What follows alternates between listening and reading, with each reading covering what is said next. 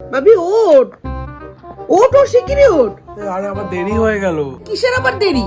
আমার পরীক্ষা না। আরে মা তাড়াতাড়ি আসো, চাটা নেই, তাড়াতাড়ি আসো। তাড়াহুড়ো করছিস কেন? আজকে আমার পরীক্ষা না।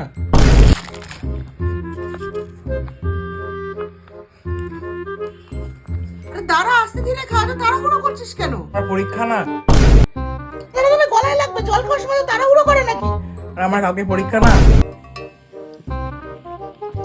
ঠিকই তো, ছেলেটার পরীক্ষা। বাবা কি তাড়াহুড়ো করছিল, যাই দেখে আসি।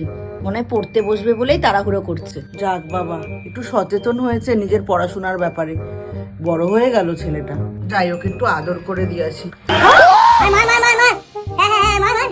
তোর নাকি পরীক্ষা, তুই এতক্ষণ ধরে তাড়াহুড়া করছিস? তুই পড়তে না বসে খেলতে বসেছিস? আরে হ্যাঁ মা, পরীক্ষা বললে তো তাড়াহুড়ো করছিলাম। ওই পরে তো খেলতে পারবো না, এর জন্য এখন আমি খেলে নিচ্ছি। তাই আমি ভাবি আমার কপাল এত ভালো, আমার ছেলের নিজের থেকে বোধ হয়েছে।